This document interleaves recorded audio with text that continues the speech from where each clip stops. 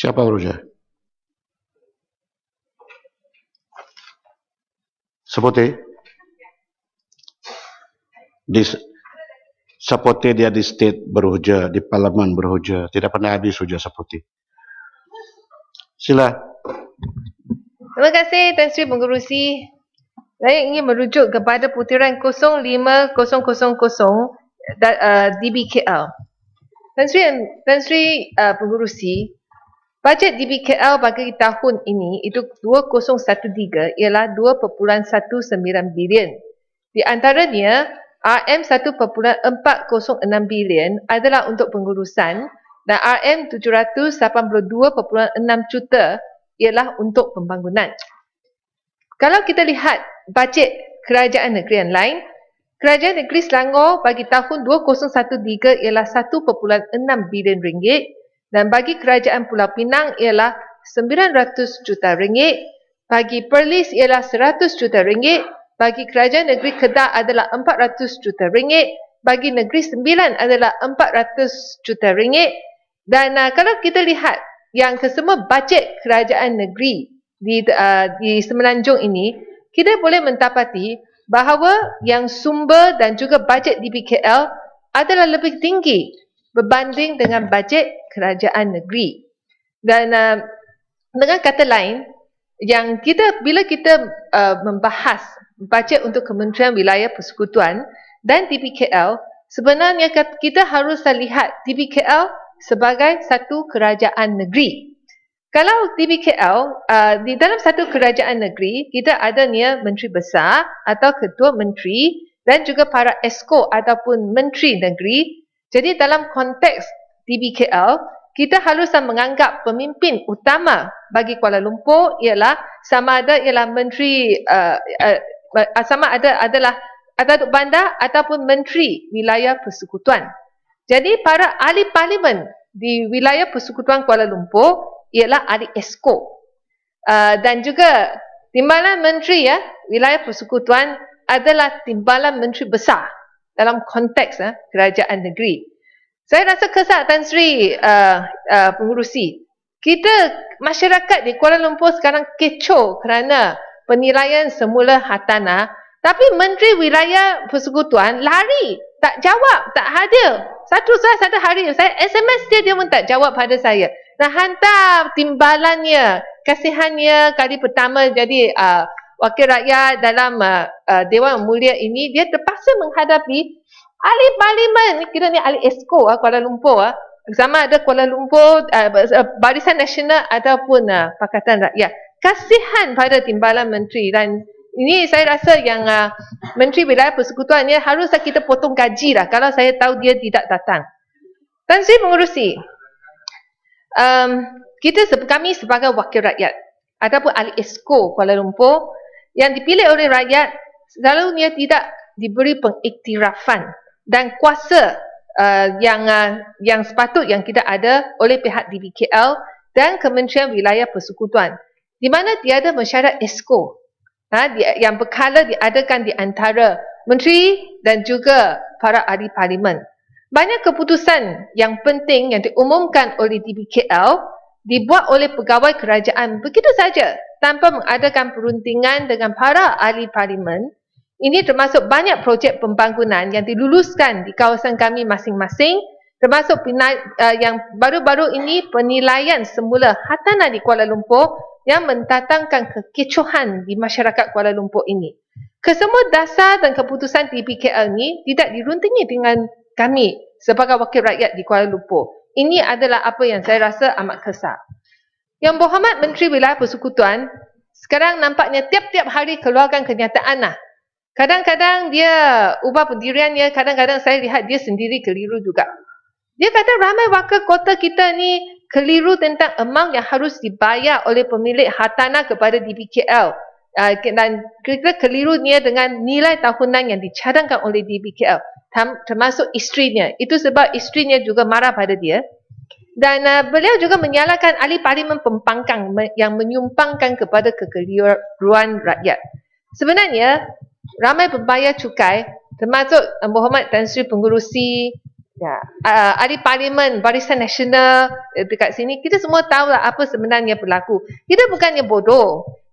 Bukan semua orang yang keliru tentang nilai tahunan yang dicadangkan oleh DBKL itu dengan amount yang kita harus bayar kepada DBKL. Semua orang tahu yang cukai pintu, kalau nilai tahunan hartanah kita ni berlipat ganda, beberapa ratus tinggi nilainya. Jadi kalau DBKL masih tetap pada 6% kutipan cukai, maksudnya yang amount yang cukai pintu yang kita akan bayar ini tentu akan berlipat ganda. Jadi saya di sini ingin cadangkan kepada DBKL dan Kementerian Wilayah Persekutuan untuk merujuk kepada beberapa contoh yang dilakukan oleh pihak berkuasa tempatan yang lain.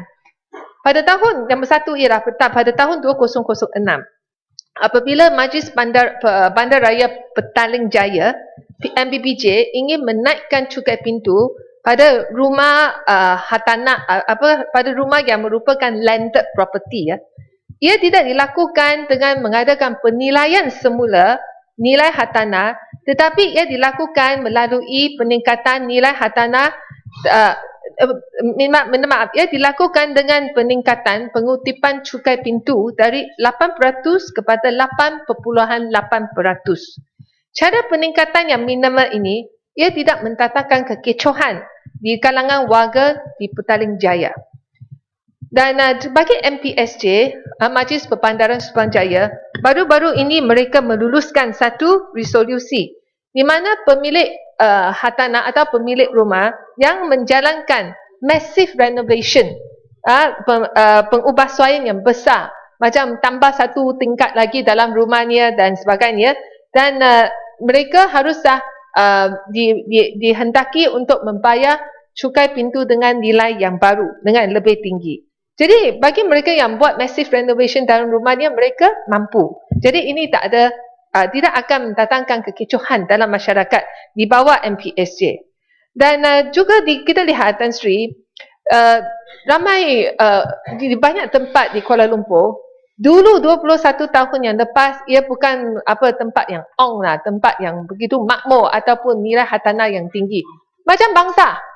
Dulu yang pegawai kerajaan, tempat itu sekarang yang ramai yang pesara, retirees, orang yang pesara duduk dekat sana. Mereka sekarang mungkin bergantung pada pencen dan mereka mungkin bergantung kepada sedekah daripada anak-anak mereka. Dan kalau kita lihat, kita adakan penilaian semula pada hartanah dan rumah-rumah di tempat seperti itu. Jadi bagi mereka yang merupakan pesara yang duduk dalam rumah itu, ia adalah amat susah bagi mereka. Mungkin kita boleh merujuk kepada cara kerajaan negeri Selangor, cara kita mengkaji semula kadar premium yang dihendaki dibayar oleh mereka yang merupakan pemilik rumah itu.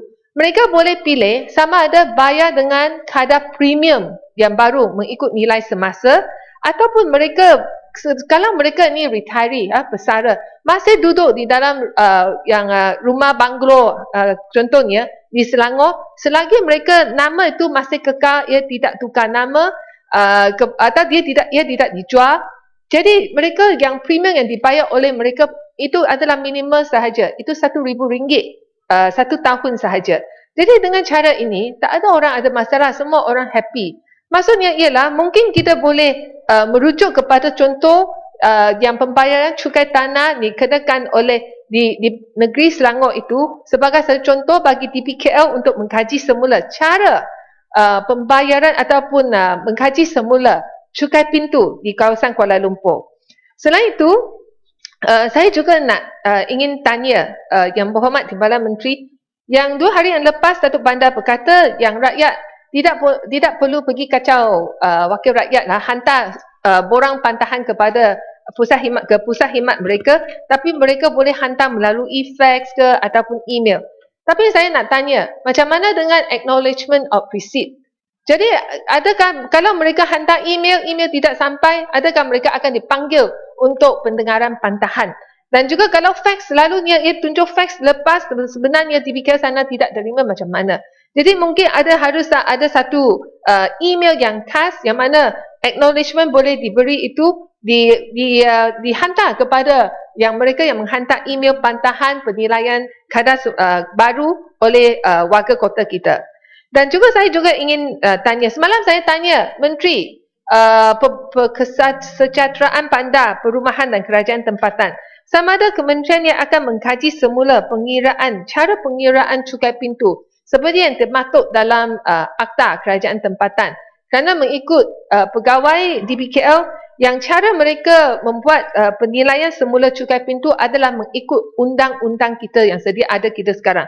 Sebenarnya kita ada cara lain. Adakah cara lain yang dipanggilkan malah oleh dalam dialog Ahli Parlimen Barisan Nasional Kuala Lumpur macam Titi Wangsa itu boleh diambil kira bagi kerajaan dalam dengan cara meminda Akta Kerajaan Tempatan. Jadi saya ingin minta sama ada kementerian ada cadangan seperti ini.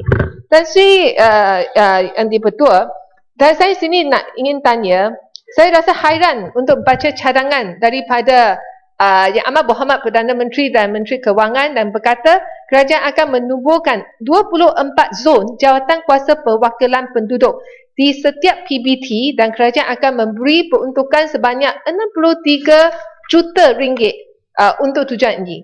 Apakah ini bermaksud bahawa Kuala Lumpur akan dibahagikan kepada 24 zon dan melantik wakil untuk menjaga setiap zon? Jadi saya nak tanya, apakah fungsi wakil zon ini? Apakah mereka berkhidmat sebagai ahli majlis di DBKL dan boleh menghadiri mesyuarat DBKL ataupun mereka dilantik di bawah Kementerian Wilayah Persekutuan? Siapa bayar gaji mereka? Saya berpendapat ini adalah cara Kementerian Wilayah Persekutuan dan Barisan Nasional untuk memberi jawatan kepada anak buah Barisan Nasional di setiap tempat atau zon. Dan kadang-kadang ia merupakan satu bentuk gangguan terhadap perkhidmatan ahli parlimen di setiap kawasan parlimen yang sedia ada. Dan saya pengerusi pada pandangan saya, dan juga saya pernah mengulangan cadangan ini banyak kali di sidang parlimen ataupun di dalam mesyuarat di antara Datuk Bandar dengan Ahli Parlimen Kuala Lumpur, iaitu apa yang perlu DBKL lakukan demi menampakkan perkhidmatannya ialah menguatkan lagi peranan dan tanggungjawab pejabat cawangan DBKL di setiap kawasan parlimen. Sekarang pejabat cawangan DBKL kelihatan hanya diberi tugas untuk keluarkan saman denda kepada mereka yang menyalahi undang-undang trafik ataupun parkir dan juga menerima cukai pintu daripada orang ramai saja. Tetapi mereka nampaknya tak ada tugas lain.